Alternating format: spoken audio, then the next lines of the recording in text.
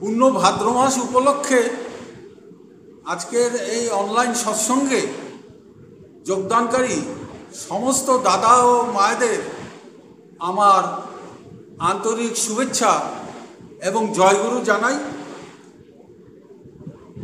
এই ভাদ্র মাসে একটা বিশেষ তাৎপর্য শ্রী শ্রী ঠাকুরের কথার থেকে আমরা যেটা পাই যে জগতের বুকে যিনি সৃষ্টিকর্তা, এই জগৎ ব্রহ্মাণ্ডের সৃষ্টির যিনি আদি কারণ, তিনি যুগে যুগে নেমে আসেন যখন ধর্মের গ্লানি, অধর্মের প্রাদুর্ভাব ঘটে। কিন্তু তার সেই আবির্ভাবের মধ্যেও একটা কিন্তু তাৎপর্য থাকে। যেমন শ্রী শ্রী ঠাকুরের কথা থেকে পাওয়া যায় যে পূর্ণিমার চাঁদ যেরকম তার পূর্ণ প্রকাশ, তেমনি পূর্ণ ব্রহ্ম সনাতন যিনি, তার পূর্ণ প্রকাশ ঘটেছে জগতের বুকে মাত্র দুইবার। একটা দাপরে পুরুষোত্তম শ্রীকৃষ্ণ, আর কলির শেষে পুরুষোত্তম শ্রী শ্রী ঠাকুর অনুকূলচন্দ্র। এবং তাৎপর্যপূর্ণভাবে দুজনেরই জন্ম মাস এই ভাদ্র মাস, জন্মাষ্টমী আর তালনবমী। এবং দুজনের জীবনের যে জন্মলগ্ন থেকে তার যে লীলা, তার মধ্যে অনেক অত্যাশ্চর্য মিলও খুঁজে পাওয়া যায়। শ্রাবণ মাসের এই ভাদ্র মাসের জন্মাষ্টমীতে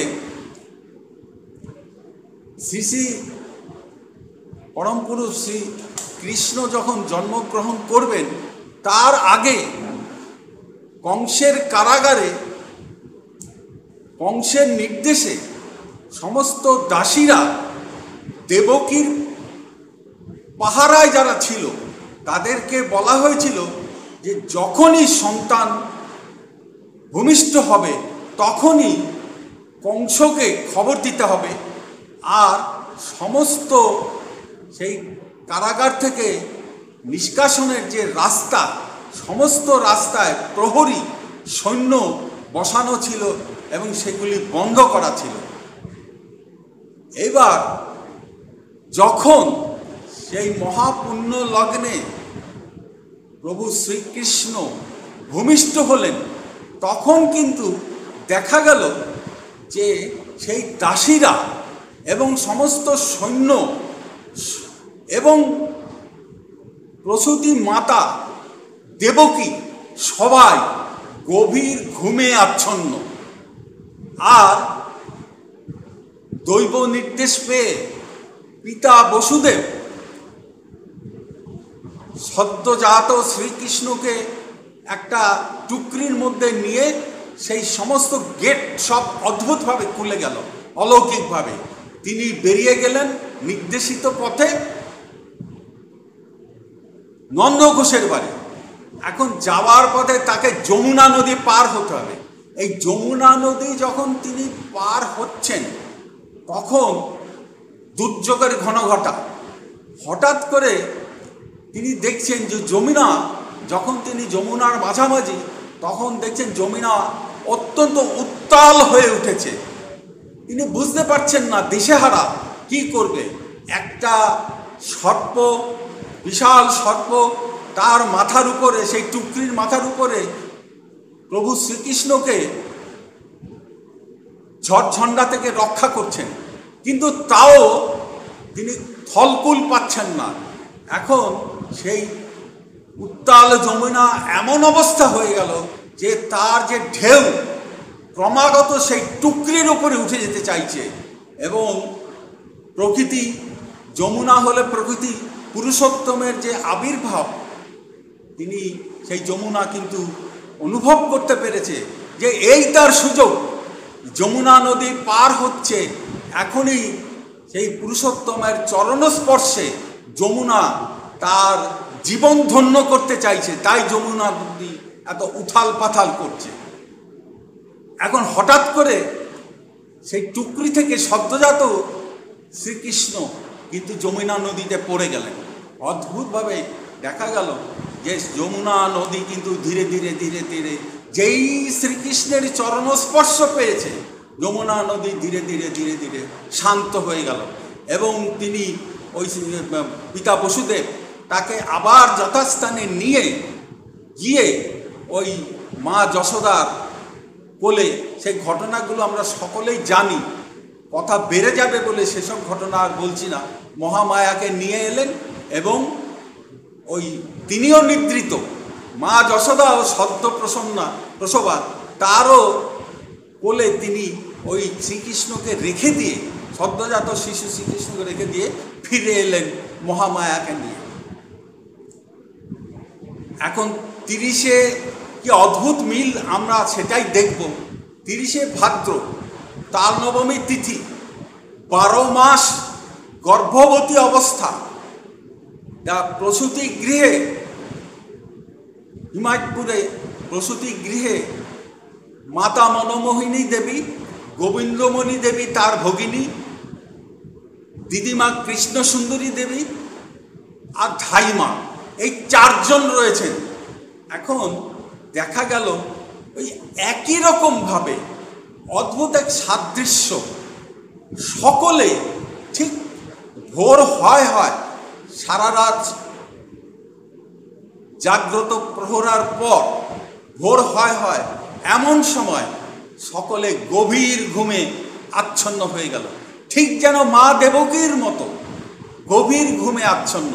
এমনভাবে আচ্ছন্ন হলো যে মা মনমোহিনী দেবী তার কখন যে পুত্র সন্তান প্রসবিত হয়েছে, ভূমিষ্ঠ হয়েছে, তা পর্যন্ত তিনি ঠিক পাননি। বেদনাহীন প্রসব, যা পৃথিবীর বুকে আর কখনো ঘটেনি। সেই শিশু মিটমিট করে প্রদীপের আলোয় চারিদিকে তাকাচ্ছে। মা কৃষ্ণ সুন্দরী দেবী তখন সেই সদ্যজাত শিশুকে পেয়ে, তার নাতিকে কোলে পেয়ে আনন্দে আত্মহারা, একেবারে অবিকল। শ্রীকৃষ্ণের জন্মদিন, জন্মতিথি, জন্মলগ্ন আর শ্রী ঠাকুরের জন্ম, এই যে লগ্ন, একদম হুবহু এক সাদৃশ্য। তারপরে তো সেই শ্রী ঠাকুরের যে অঙ্গজ্যোতি, তাতিতে যে আগুনের মতো, লেলিহান শিখার মতো মনে হচ্ছিল যে আগুন লেগেছে বুঝি, ঠাকুর বাড়িতে আগুন লেগেছে বলে মাঝি মাল্লারা ছুটে এসেছিল। সেসব ঘটনাগুলো আমরা জানি, সেসব ঘটনার পুনরাবৃত্তি করার দরকার নেই। এবার শ্রী ঠাকুরের তখন মাত্র 18 মাস বয়স, কথাও ফোটেনি, দুগ্ধপোষ্য শিশু। মা কৃষ্ণ সুন্দরী দেবী অর্থাৎ কর্তামা এবং অন্যান্য কিছু সহযাত্রী নিয়ে নৌকায় করে পদ্মা নদী পার হচ্ছে। পদ্মা নদী পার হচ্ছেন তারা কোনো একটা কার্য উপলক্ষে, তারা পদ্মা নদীতে নৌকায় যাচ্ছেন। এখন যেতে যেতে এই পদ্মা নদীতে মাঝামাঝি যখন গেছে, তখন হঠাৎ করে দেখছে যে ঝড় উঠেছে এবং পদ্মা নদী ক্রমাগত উত্তাল হয়ে উঠেছে। পদ্মা নদী এমনিতেই খুব ভয়ঙ্কর। এবার মাঝি দেখছে যে নৌকা আস্তে আস্তে দুলতে দুলতে এমন একটা পরিস্থিতি হয়ে গেল যে তিনি আর সামাল দিতে পারছে না। তখন এক সময় নিয়ন্ত্রণের বাইরে চলে গেলে তখন মাঝি বলছে, মা নাও লাফাচ্ছে, হালে পানি পাচ্ছে না। মানে নৌকা এত লাফাচ্ছে, পদ্মা এমন উথাল পাথাল শুরু করেছে, পদ্মার যে ঢেউ, সেই ঢেউ যেন আছড়ে আছড়ে নৌকার ওপরে উঠতে চাইছে।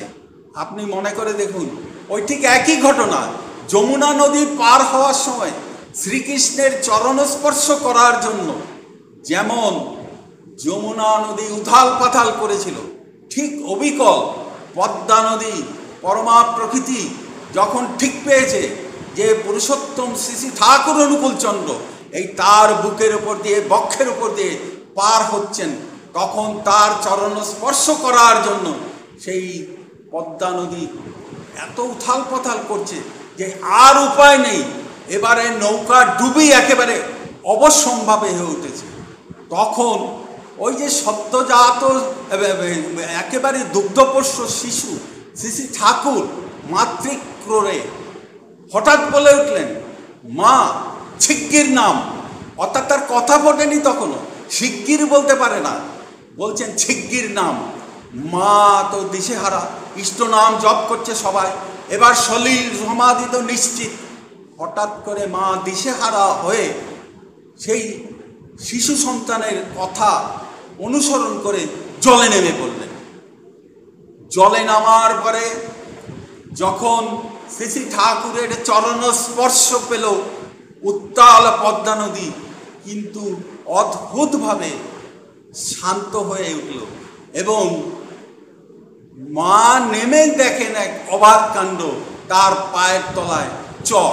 সেইখানে যে কোথার থেকে চর, কোথার থেকে যে সেই পদ্মা নদীর মাঝখানে চর এলো, এটা কেউই বুঝতে পারলো না। সেই যাত্রায় এইভাবে চরণস্পর্শ করে পদ্মা নদী, উত্তাল পদ্মা নদী তার যে প্রভু পুরুষোত্তমের চরণস্পর্শ করে ধন্য হয়ে কৃতার্থ হয়ে এবং প্রত্যেকে তার প্রাণেও রক্ষা পেয়ে গেল। এরপর এর কিছুদিন পরের কথা, শ্রী ঠাকুরের তখনও কথা ফোটেনি। হাওড়ায় উমেশচন্দ্র লাহিড়ী নামে ওই তার শ্রী ঠাকুরের পরিবারের বোধহয় শিবচন্দ্র চক্রবর্তীর মাসতুতো ভাই ছিলেন তিনি সম্পর্কে। তার বাড়িতে একবার শিশুকে নিয়ে মা মনমোহিনী দেবী গিয়েছিলেন সেখানে বেড়াতে। এখন বেড়াতে গিয়ে সেখানে ওই উমেশচন্দ্র লাহিড়ী যিনি, তিনি ছিলেন পরম বৈষ্ণব কৃষ্ণ ভক্ত। তা সকালবেলায় যথারীতি তার যে গোপাল, সিংহাসনের উপরে গোপাল, সেই গোপাল পিতলের গোপাল, সেই গোপালকে স্নান টান করিয়ে চন্দন চর্চিত করে সেখানে বসে তিনি ধ্যানমগ্ন হয়ে গোপালের সামনে পুজো দিচ্ছেন। এখন পুজো দিতে দিতে ধ্যানমগ্ন অবস্থায় হঠাৎ একটা ধাতব বস্তু পড়ে গেলে যেমন টুং করে আওয়াজ হয়, তেমন এক আওয়াজ। তিনি সচকিত হয়ে উঠলেন, কী রে বাবা? দেখেন যে ওই যে পিতলের গোপাল, নাড়ু গোপাল মাটিতে গড়াগড়ি যাচ্ছে, আর শিশু অনুকূল চন্দ্র কোন ফাঁকে ওই ঘরের মধ্যে ঢুকে ওই গোপালের আসনে বসে আছে। তিনি ত্রস্ত ব্যস্ত হয়ে উঠলেন, ও মনো, ও মনো, শিগগিরে আয়, দেখ তোর ছেলের কাণ্ড দেখে যা। মাতা মনমোহিনী দেবী ছুটতে ছুটতে এসছেন। এসে তিনি তার সেই ছেলের কাণ্ড দেখে অত্যন্ত লজ্জিত হয়ে তাকে কোলে নিয়ে তিরস্কার করতে লাগলেন যে তুই কেন এখানে এলি। এবার সেই কৃষ্ণ ভক্ত উমেশচন্দ্র লাহিড়ী তিনি তার যে প্রাণপ্রিয় গোপাল তাকে আবার গঙ্গা জলে স্নান করিয়ে, আবার চন্দন সজ্জিত করে, আবার সেই সিংহাসনে যথাস্থানে বসিয়ে ক্ষমা চেয়ে ধ্যানমগ্ন হয়ে তিনি করতে লাগলেন। আর দরজা থেকে বাইরে দিয়ে দরজাটা বন্ধ করে দিল এবং দিয়ে দারোয়ানকে মনমোহিনী দেবী বলে গেলেন, দেখিস যেন আর কেউ ঢুকতে না পারে। এবার তিনি ধ্যান করছেন, ধ্যানমগ্ন অবস্থায় তার যে ইষ্ট দেবতা গোপাল তাকে স্মরণ মনন করছেন। কিছুক্ষণ পরে আবার সেই আওয়াজ, আবার সেই একটা ধাতব বস্তু মেঝেতে পড়ে গেলে যে আওয়াজ, এই টুং করে যেমনই একটা। তিনি অবাক বিস্ময়ে দেখছেন শ্রী শ্রী ঠাকুর সেই শৈশব শিশু অবস্থায় ওই গোপালকে ফেলে, ধাতব গোপালকে ফেলে দিয়ে তিনি স্বয়ং ওই আসনে দিব্যি বসে আছেন। এবার তো সব হই হই রই রই কাণ্ড। মা এসে ঠাকুরকে একেবারে ত্রস্ত ব্যস্তে তিরস্কার করতে লাগলেন, প্রহার করতে উদ্যত হলেন, বলে তুই কেন যাস বারবার?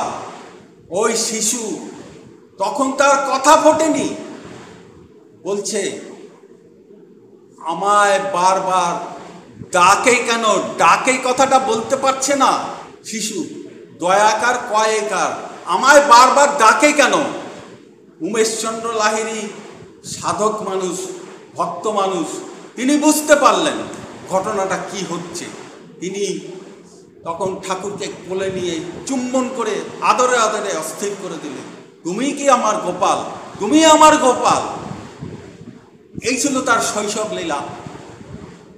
শ্রী শ্রী শ্রীকৃষ্ণ আপনারা জানেন তার নামই ছিল নটখট। এত দুরন্ত ছিলেন যে তাকে সামাল দেওয়া মুশকিল ছিল। শ্রী শ্রী ঠাকুর সে দাপরের নটখট। শ্রীকৃষ্ণের কথা না বলে এবার আমি শ্রী শ্রী ঠাকুরের একটা কথা অত্যন্ত গুরুত্বপূর্ণ, বর্তমান ডিপি ওয়ার্কের সাথে কথাটা খুব সম্পর্কযুক্ত বলে আমি কথাটা উল্লেখ করছি। শ্রী শ্রী ঠাকুর এত দুরন্ত ছিলেন, কল্পনার বাইরে। মা তাকে সামলাতে পারতেন না, যেমন মা যশোদা সামলাতে পারতেন না, হিমশিম খেয়ে যেতেন, তেমনি ছিল মাতা মনোময়ী দেবীর পরিস্থিতি। একবার শ্রী শ্রী ঠাকুর একটা তাল গাছের উপরে, বিরাট এক গাছের উপরে তত্তর করে উঠে পড়েছেন। উঠে তার উদ্দেশ্য হচ্ছে একাই, তখন কি বালক বয়স, বেশি বয়সও না। উঠে তিনি ওই গাছের মাথায় পাখির বাসা বেঁধে সেখানে পাখির ডিম পাড়ে, পাখির ছানা হয়, ওই ছানা নেবেন তিনি, অর্থাৎ পাখির ছানা ধরবেন বলে তিনি একদম গাছের মগডালে উঠে গেছেন। যেই মগডালে উঠে পাখির ছানা ধরতে যাবেন, তখন হঠাৎ খেয়াল করছেন যে এক বিষধর সর্প সেখানে উপস্থিত, ওই পাখির ডিম খাবে বলে সে সেখানে হাজির। শ্রী শ্রী ঠাকুর মুহূর্তে কাল বিলম্ব না করে তত্তর করে গাছের থেকে নেমে এক দৌড় অনেকটা দূরে চলে গেছেন। অনেকটা দূরে গিয়ে তখন নিরাপদ দূরত্বে গিয়ে তিনি থামলেন। থেমে ঠাকুরের একটা সবসময় অনুসন্ধিৎসা ছিল। তিনি খেয়াল করলেন, আচ্ছা আমি যখন সেই গাছের উপরে সেই বিষধর সর্পকে দর্শন করলাম, দেখলাম এবং তত্তর করে নেমে এসে এত দূর পর্যন্ত দৌড়ে এলাম, কই আমার তো কোনো ভয় করলো না। কিন্তু যে মুহূর্তে আমি থামলাম, সেই মুহূর্তে আমার ভয় করতে লাগলো, ভয় আমাকে গ্রাস করে নিল। তিনি চিন্তা করে বের করলেন ওই শৈশবে, ওই বয়সে, বালক অবস্থায়, বাল্য বয়সে, যে মানুষ যে কর্ম করে, কর্ম অনুযায়ী ভাব তাকে অনুসরণ করে। এইখান থেকেই তার ইষ্টভীতির যে প্রবর্তন, এই ইষ্টভীতির প্রবর্তনের এইটাই কিন্তু ছিল মূল মৌলিক ধারণা, ধ্যান ধারণা, যে মানুষ, শ্রীকৃষ্ণ গীতায় বলছেন দেশাং নিত্যাভিযুক্তানাং যোগক্ষেমং বহাম্যহম, যে আমার ভরণ পোষণ তৎপর কর্মে আমার সেই যোগযুক্ত থাকে হয়ে, আমার ভরণ পোষণ কর্মে তৎপর হয়ে আমাদের যোগযুক্ত থাকে, আমি তার মুখ্য ভার বহন করি। শ্রী শ্রী ঠাকুরও ইষ্টভীতির প্রবর্তন করে দিয়ে বললেন যে এই আমার ভরণ পোষণ তৎপর হয়ে আমাদের যোগযুক্ত থাকবে, আমি তার মুখ্য ভার বহন করি। ওই একই কথা বললেন দীক্ষা নিলে জানিস মানে ইষ্টভীতি করতেই হয়। ইষ্টভীতির বিহীন দীক্ষা প্রভু কিরে চেতন রয়। এই আমাদের যে সৎসঙ্গী জীবন, এর মূল দ্বারাটা কিন্তু ইষ্টভীতি। তাই বর্তমান আচার্যদেব যেটা ডিপি ওয়ার্ক আমাদের মধ্যে বারবার বলছেন যে এই ডিপি ওয়ার্কে তোমরা ঝাঁপিয়ে পড়ো, এর মূল কথাটা হচ্ছে মানুষকে ইষ্টভীতির সাথে যোগযুক্ত করেন। এবং এই ইষ্টভীতিকে ঠাকুর নিকুম্ভিলা যজ্ঞের সঙ্গে তুলনা করে বলেছেন, নিকুম্ভিলা যজ্ঞ করে ইন্দ্রজিৎ যেমন অজেয় হয়ে যেত, অবদ্ধ হয়ে যেত, যে ইষ্টভীতি ঠিক মতো করে, নিষ্ঠা সহকারে পালন করে, সে কিন্তু অজেয়, অবদ্ধ। আজকে দুনিয়ার যে পরিবেশ পরিস্থিতি, মানুষের জীবনের কোনো নিশ্চয়তা নেই, এ কথা বুঝে বলার, ব্যাখ্যা করার দরকার নেই। আমাদের একমাত্র অবলম্বন এটাই ডিপি ওয়ার্কে গিয়ে আচার্যদেবের নির্দেশ হিসাবে আমাদের প্রত্যেক ঘরে ঘরে কিন্তু বুঝিয়ে বলার দরকার, ব্যাখ্যা করে বলার দরকার। ইষ্টভীতি কিন্তু পয়সা নয়, ইষ্টভূতি হচ্ছে আমার কর্মফল, আমার যে কর্মফল তার অগ্রভাগ আমি তার চরণে সর্বাগ্রে নিবেদন করে তার প্রসাদ স্বরূপে আমি বেঁচে থাকি। আর একটা কথা বলে আমি শেষ করবো, এটা না বললে ঘটনাটা শেষ হবে না। শ্রী ঠাকুর তখন পাল্লারে পরিণত বয়স, মাঝখানে অনেক কথা আছে সেগুলো বাদ দিলাম। শ্রী ঠাকুরের পরিণত বয়স এবং শ্রী ঠাকুরের পাল্লারে পাশেই ওই জ্যোতি আশ্রমটাকে পার করে একজন, ওই আপনারা জানেন কৃষ্ণপ্রসন্ন ভট্টাচার্য, কেষ্টদা নামে পরিচিত যিনি, তার বাসস্থান ওইখানেই তার ঘর, তার কোয়ার্টার। একদিন শ্রী ঠাকুর কেষ্টদাকে বলছেন, কেষ্টদা মহাভারত পড়েছেন? আগে পড়েছি মোটামুটি। বলে না, মোটামুটি না, ভালো করে পড়েন। এরপরে কেষ্টদা 15 দিন আর ঠাকুর পাল্লারে যাননি, খুব মনোনিবেশ সহকারে ওই মহাভারতখানায় পড়লেন। পণ্ডিত মানুষ, বিজ্ঞানী মানুষ, দার্শনিক মানুষ। এবার শ্রী ঠাকুরের কাছে যেতেই, প্রণাম করতে শ্রী ঠাকুর বললেন, কেষ্টদা পড়লেন মহাভারত? হ্যাঁ ঠাকুর, মহাভারত পড়েছি। তা শ্রী ঠাকুর বলছেন, বলেন কি বুঝলেন? কেষ্টদা বলছেন, ঠাকুর